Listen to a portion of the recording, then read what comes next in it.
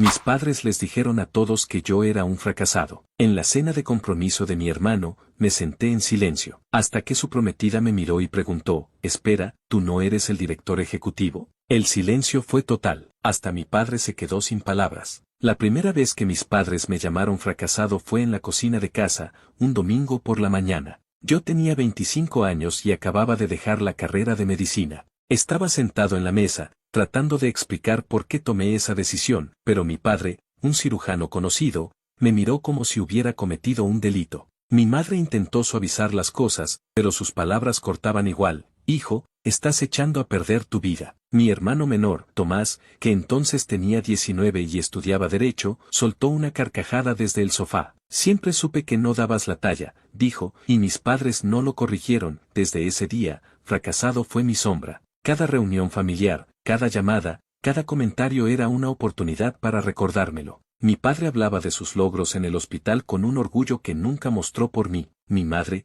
con un tono de lástima, preguntaba, «¿Y qué haces ahora, Diego? ¿Sigues con tus ideas?». Tomás era el hijo estrella, aunque cambiaba de trabajo cada 6 meses como si fuera un hobby. Para ellos, él era el exitoso, y yo, el espíritu libre sin dirección. Al principio, sus palabras me dolían. Quería gritarles que no era un fracaso, que estaba trabajando en algo importante, pero ¿cómo explicas un sueño que apenas está formándose? Me callé. Decidí que no necesitaba su aprobación. Me mudé a un apartamento pequeño en la ciudad, corté contacto con ellos lo más que pude y me puse a trabajar en mi startup. No fue fácil. Los primeros años fueron duros, noches sin dormir, ahorros que desaparecían, ideas que no cuajaban. Pero poco a poco, mi empresa empezó a crecer. Era una app que conectaba freelancers con negocios pequeños, algo sencillo pero útil.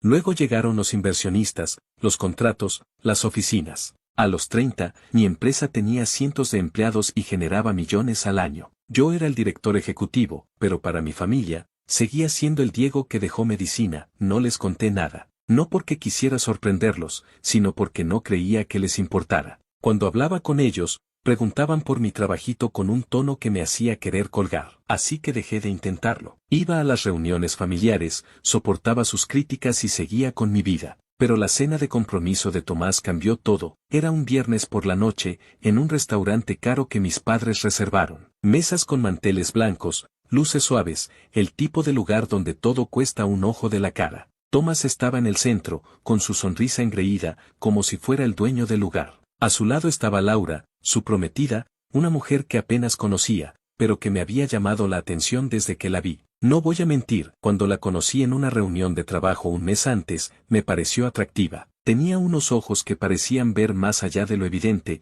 y una calma que contrastaba con la arrogancia de mi hermano. En esa reunión, yo estaba presentando los números del trimestre, y ella estaba en el fondo, tomando notas. No hablamos, pero note que me miraba un par de veces. No le di importancia entonces, pero ahora, viéndola en la cena, no podía evitar recordarlo. Mis padres estaban radiantes, hablando del futuro brillante de Tomás y de cómo Laura era la pareja ideal. Yo, como siempre, estaba en una esquina, con un vaso de agua, tratando de no destacar. No era nuevo sentirme fuera de lugar. Mis padres siempre encontraban la manera de hacerme sentir menos. Esa noche, mientras servían la comida, mi padre empezó a hablar del nuevo trabajo de Tomás en una empresa innovadora. «Está subiendo rápido», dijo, con un orgullo que nunca me dedicó. Tomás asintió, hablando de cómo estaba transformando el equipo de ventas. Sonreí para mis adentros. Sabía exactamente dónde trabajaba. En mi empresa, no dije nada. Comí mi comida en silencio, ignorando las miradas de mi madre, que parecían decir, «¿Por qué no puedes ser como tu hermano?». Los demás invitados, tíos, primos, amigos de la familia, alababan a Tomás como si fuera un genio. Laura, en cambio, estaba más callada. La pillé mirándome un par de veces, pero pensé que era curiosidad o lástima. Mis padres se habían encargado de que todos supieran que yo era el desastre de la familia. Todo cambió durante el postre. Mi padre estaba dando un discurso sobre cómo Tomás y Laura eran el futuro, cuando Laura me miró directamente y dijo, «Espera, ¿tú no eres el director ejecutivo de la empresa donde trabaja Tomás?». El silencio fue absoluto. Las copas dejaron de sonar, las risas se apagaron y todas las miradas se clavaron en mí. Hasta mi padre, que nunca se quedaba sin palabras, se quedó con la boca abierta. Sentí un calor en el pecho, no de vergüenza, sino de algo que no había sentido en años: control. Laura me miraba con sorpresa, como si acabara de resolver un misterio. Te vi en una reunión, dijo, ignorando el silencio incómodo. Estabas presentando los resultados del trimestre. Eres Diego, ¿verdad? El CEO, el aire se puso denso. Mi madre parpadeó, confundida. Mi padre frunció el ceño, como si no pudiera procesarlo. Pero lo que vino después me sorprendió aún más. Mi madre, con los ojos brillando, se inclinó hacia mí y dijo, entonces, ¿cuánto ganas, Diego?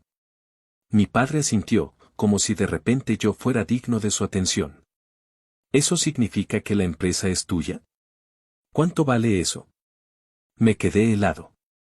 Después de años tratándome como un fracaso, ahora les interesaba mi dinero.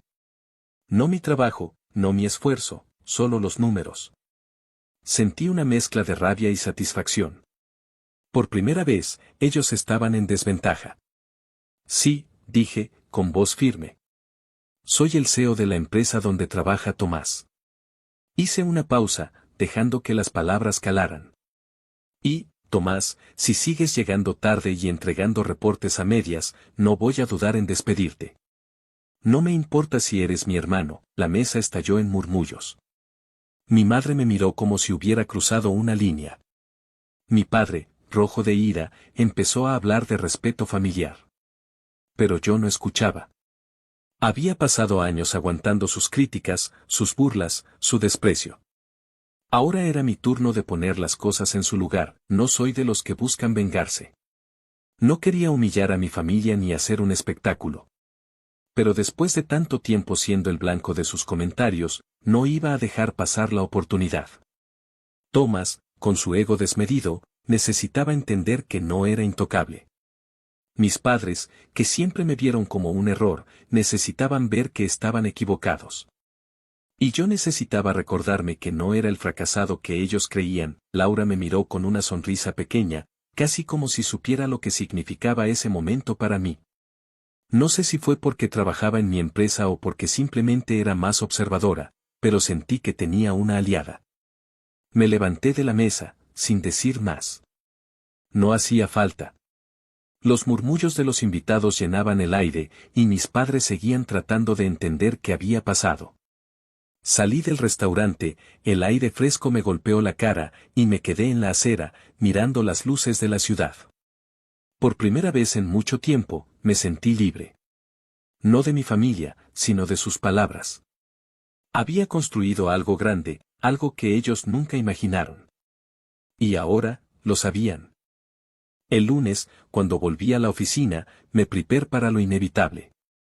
Tomás trabajaba en el equipo de ventas y aunque no lo había admitido en la cena, su desempeño era un desastre.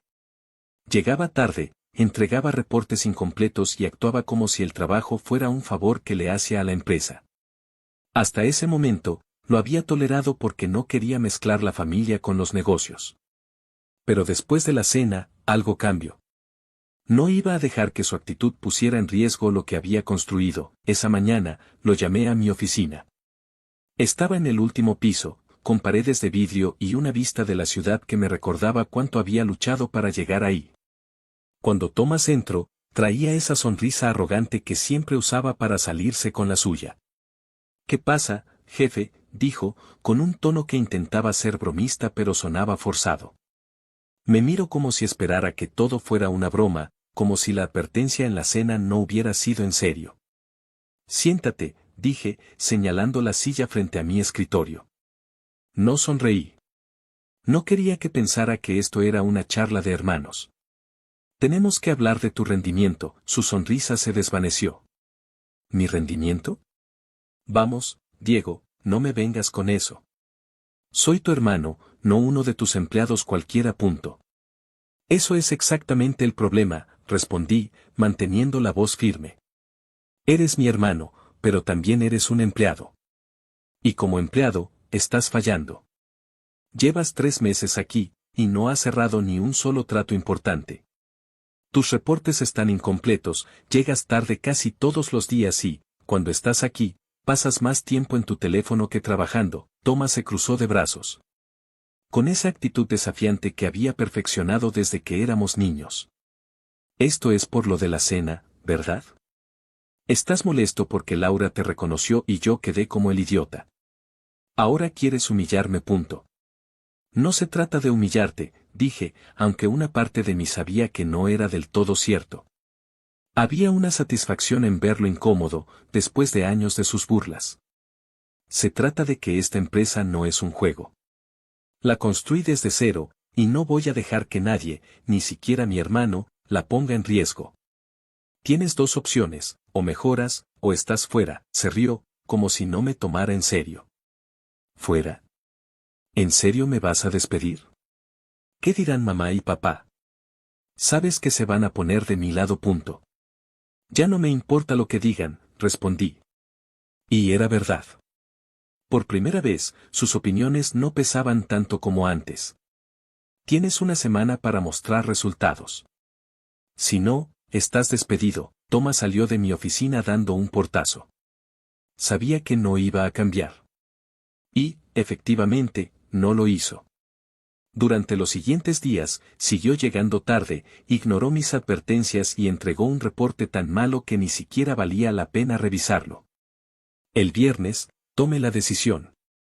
Lo llamé de nuevo a mi oficina, esta vez con el gerente de recursos humanos presente. Le entregué una carta de despido, firmada y sellada. Estás fuera, Tomás, dije, sin mirarlo a los ojos. Esto no es personal. Es negocio. Se quedó en shock, como si nunca hubiera esperado que llegara tan lejos. No puedes hacerme esto, balbuceó. Soy tu hermano. Esto es una traición. Intento apelar a la familia, a nuestra infancia, a cualquier cosa que pudiera hacerme cambiar de opinión. Pero no funcionó. Lo había decidido, y no había vuelta atrás. La noticia del despido llegó a mis padres antes de que terminara el día. Mi teléfono empezó a sonar esa misma tarde, y cuando vi el nombre de mi madre en la pantalla, supe lo que venía. No contestó. En lugar de eso, recibí un mensaje de texto. ¿Cómo pudiste hacerle esto a tu hermano? Ven a casa ahora mismo. Tenemos que hablar. No quería ir, pero sabía que evitarlo solo empeoraría las cosas. Esa noche, manejé hasta la casa de mis padres, la misma donde crecí, donde me llamaron fracasado por primera vez. Cuando entré, mi madre estaba en la sala, con los brazos cruzados y los ojos rojos de tanto discutir. Mi padre estaba sentado en su sillón, con esa expresión de juez que siempre usaba cuando quería imponer su autoridad. Thomas no estaba, lo cual era un alivio, pero también significaba que mis padres serían los que hablarían por él. ¿Cómo te atreves a despedir a tu hermano?, empezó mi madre, sin siquiera darme tiempo a sentarme. Es tu familia, Diego. La familia está por encima de todo. ¿Qué clase de persona hace algo así? Una que dirige una empresa, respondí, tratando de mantener la calma. Thomas no estaba haciendo su trabajo. No podía dejarlo pasar solo porque es mi hermano. Eso no es justo para los demás empleados. Mi padre soltó un bufido. Justo, dijo, con desprecio. Tú y tu empresa. ¿Crees que porque ganas dinero ahora eres mejor que nosotros? Thomas está empezando, necesita tiempo. No puedes simplemente tirarlo a la calle. No lo tire a la calle, dije, sintiendo que la rabia empezaba a crecer. Le di una oportunidad. Le dije que mejorara, y no lo hizo. Si lo mantengo, estoy perjudicando a la empresa que construí. ¿Eso es lo que quieren? ¿Que tire todo por lo que he trabajado solo para proteger a Tomás? Mi madre se puso de pie, señalándome con el dedo. No se trata de tu empresa, Diego. Se trata de lealtad. Nosotros te apoyamos toda tu vida, y ahora que tienes éxito, así nos pagas. ¿Humillando a tu hermano? Eso fue demasiado. Me apoyaron, dije, alzando la voz por primera vez. Pasaron años diciéndome que era un fracaso. Cada vez que venía aquí, me hacían sentir que no valía nada. ¿Y ahora quieren hablar de lealtad? ¿Dónde estaba su lealtad cuando me trataban como un error? El silencio que siguió fue pesado. Mi padre abrió la boca para responder, pero no encontró las palabras. Mi madre, con lágrimas en los ojos, solo negó con la cabeza. No sabes lo que es ser padre, dijo finalmente. Todo lo que hicimos fue para que fueras mejor. Punto. No, respondí. Lo que hicieron fue elegirme como el chivo expiatorio para que Tomás se sintiera mejor consigo mismo. Pero eso se acabó. Ahora soy yo quien pone las reglas. La conversación no llegó a ningún lado. Mis padres seguían defendiendo a Tomás, diciendo que era joven, que merecía otra oportunidad, que yo estaba siendo cruel. Pero no cedí. Había tomado una decisión, y no iba a retractarme. Cuando me fui esa noche, supe que la brecha entre nosotros se había hecho más grande. Pero también sentí algo nuevo, no necesitaba su aprobación. Por primera vez, me sentía en control, lo que no esperaba era que Tomás no se rendiría tan fácilmente. Un par de días después, recibí una notificación de recursos humanos. Tomás había presentado una queja formal, alegando despido injustificado. No me sorprendió. Siempre había sido de los que buscan atajos, y esto era típico de él. Contrató a un abogado, un tipo que probablemente encontró en una búsqueda rápida en Internet, y empezó a amenazar con demandar a la empresa. Decía que lo había despedido por motivos personales, que estaba abusando de mi poder como CEO. Me reuní con mi equipo legal esa misma semana. Ellos revisaron el caso y me aseguraron que no tenía de qué preocuparme. Su expediente es un desastre, dijo mi abogada, Clara, mientras hojeaba los documentos. Llegadas tarde, reportes incompletos, quejas de sus compañeros. Todo está documentado. No tiene caso. Pero aún así, la situación me molestaba. No era solo el hecho de que mi hermano intentara demandarme. Era que, incluso después de todo, seguía viéndose como la víctima. Decidí enfrentarlo una última vez. Lo llamé y quedamos en encontrarnos en un café cerca de la oficina. Cuando llegó, seguía con esa actitud desafiante, como si tuviera la razón. No puedes hacerme esto, Diego, dijo, apenas sentándose. Voy a pelear esto hasta el final. No me vas a humillar. Punto. No se trata de humillarte, respondió, cansado de repetir lo mismo. Se trata de que no hiciste tu trabajo. Si quieres pelear, hazlo. Pero no vas a ganar. Y si sigues por este camino, no solo vas a perder el caso, sino cualquier posibilidad de que volvamos a ser familia. Por un momento, vi algo en sus ojos. No sé si fue miedo, vergüenza o simplemente cansancio, pero por primera vez, no respondió con sarcasmo. Se quedó callado, mirando su café, y después de unos minutos, se levantó y se fue sin decir nada. Esa semana fue un punto de inflexión. Despedir a Tomás no fue solo una decisión profesional. Fue un mensaje, ya no iba a dejar que mi familia me definiera. Pero también sabía que esto no terminaba aquí. Mis padres no se rendirían tan fácilmente, y Tomás, aunque parecía derrotado, no era de los que se rinden. Además, estaba Laura. No podía sacarla de mi cabeza. Su sonrisa en la cena, la manera en que me miró, como si viera algo que los demás no. No sabía si era solo mi imaginación o si realmente había algo más, pero una parte de mí quería descubrirlo. Lo que venía después no sería fácil. Había abierto una puerta que no podía cerrar, y las consecuencias, buenas o malas, estaban por llegar. Pero por primera vez, estaba listo para enfrentarlas. Las semanas posteriores al despido de Tomás fueron un torbellino. Su queja por despido injustificado se desmoronó rápido. Mi equipo legal tenía todo cubierto, sus llegadas tarde, reportes a medias, quejas de sus compañeros. El abogado que contrató no tenía nada sólido, y la demanda murió antes de llegar a juicio. Tomás me enviaba mensajes, primero furiosos, luego suplicantes, pidiéndome otra oportunidad. No respondí. Había tomado una decisión, y no iba a ceder. Mis padres no se rindieron tan fácilmente. Seguían llamando, dejando mensajes entre la rabia y la culpa. Mi madre decía que estaba rompiendo a la familia. Mi padre me acusaba de egoísta, de poner mi empresa por encima de todos. Pero sus palabras ya no me tocaban. Había construido algo más grande de lo que ellos jamás imaginaron, y no necesitaba su aprobación para saberlo. El drama se extendió al resto de la familia. Tíos y primos tomaban partido. Algunos me apoyaban por ponerme firme, otros me veían como el villano.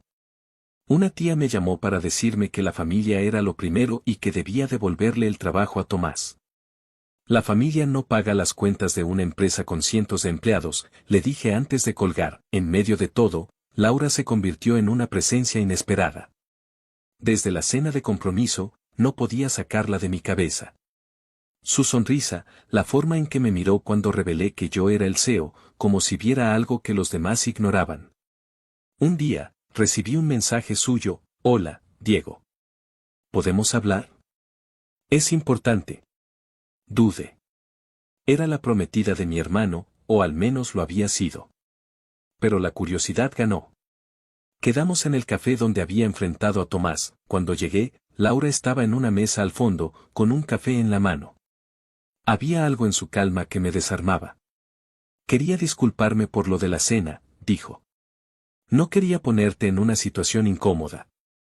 Solo, me sorprendió que tu familia no supiera quién eres. No hay nada que disculpar», respondí. «Gracias por decirlo». Fue la primera vez que alguien en esa mesa me vio de verdad. Ella sonrió, pero había tristeza en sus ojos. «Quería que supieras algo», dijo, tras una pausa. «Terminé con Tomás. Cancelé el compromiso hace unos días». Me quedé sin palabras. «¿Por qué?», pregunté finalmente. «La cena me abrió los ojos», explicó. «Vi cómo te trataban, cómo daban por sentado lo que has logrado. Y después, cuando despediste a Tomás, vi su reacción. Todo era culpa de los demás, nunca de él. No podía estar con alguien así». Asentí, procesándolo. «¿Por qué me lo cuentas?», dije, con cautela. Ella me miró directo a los ojos.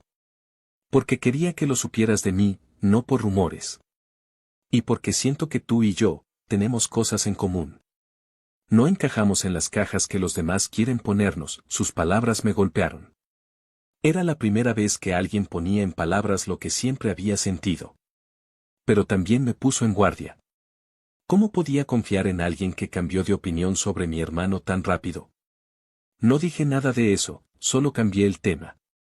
«Gracias por contármelo», dije. «Y por lo de la cena. Significó mucho.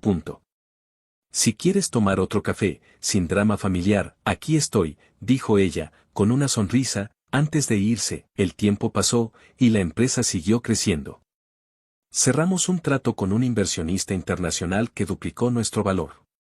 Mis empleados me respetaban, y yo me sentía orgulloso, no solo de la empresa, sino de mí mismo. Mis padres dejaron de llamarme, y aunque dolía, era un alivio. Tomás encontró otro trabajo, pero no le duró, como era de esperar. No me alegré, pero tampoco me sorprendí. Una mañana, mientras salía de una reunión, vi a Tomás esperándome en el estacionamiento de la oficina. Su cara estaba tensa, sus puños apretados. Sabía que esto no sería una visita amistosa. «Tenemos que hablar», dijo, con un tono que apenas contenía su rabia. «Está bien», respondí, manteniendo la calma. «Aquí estoy. «¿Crees que puedes quitarme todo?», escupió. «Primero el trabajo, y ahora Laura. ¿Qué sigue, Diego? Vas a arruinarme la vida por completo». Me quedé helado. «¿Laura? No he hecho nada con ella. Solo hablamos una vez. «No mientas», gritó. «La vi salir de aquí hace unas semanas. Sé que están hablando. ¿Crees que no me doy cuenta? Primero me humillas en la cena, luego me despides, y ahora vas por mi prometida. «No voy por nadie», dije, sintiendo la rabia crecer. «Laura terminó contigo porque no quiso seguir con alguien que no asume sus errores. No tiene nada que ver conmigo. Y si quieres culpar a alguien por lo del trabajo, mírate al espejo. No hice esto para humillarte. Lo hice porque no estabas haciendo tu parte». Tomás dio un paso hacia mí, y por un segundo pensé que me golpearía. Pero se detuvo, respirando pesado. «Siempre fuiste el débil», dijo, con veneno. «El que se rindió con medicina, el que todos pensábamos que no llegaría a nada. ¿Y ahora, qué? ¿Crees que eres mejor que yo porque tienes dinero?» «No se trata de ser mejor», respondí. «Se trata de que construya algo, mientras tú sigues buscando excusas. Si quieres pelear por Laura, hazlo con ella. Pero no vengas a culparme por tus decisiones, se quedó mirándome, con los ojos llenos de rabia y algo más, tal vez derrota. Esto no termina aquí, dijo, antes de darse la vuelta y subir a su auto. Días después, Laura me escribió de nuevo, pidiéndome otro café. Acepté, aunque con dudas. Nos encontramos en el mismo lugar, y esta vez la conversación fue diferente. Hablamos de cosas simples, libros, películas, planes para el futuro. Por primera vez, sentí que podía ser yo mismo, sin el peso de mi familia. Pero la duda seguía ahí. Laura había dejado a Tomás tan rápido, ¿cómo podía estar seguro de que no haría lo mismo conmigo? No lo mencionó, pero sabía que, si esto iba a ser algo más, tendría que enfrentarlo tarde o temprano. Mirando atrás, la cena de compromiso lo cambió todo. Me obligó a verme como algo más que el fracasado que mi familia creía. Era Diego, el hombre que construyó una empresa desde cero, que enfrentó a su familia y salió más fuerte. Y aunque el camino con Laura apenas comenzaba, con todas sus complicaciones, estaba listo para ver a dónde llevaba. Había roto las cadenas de mi pasado, y eso era mi verdadera victoria.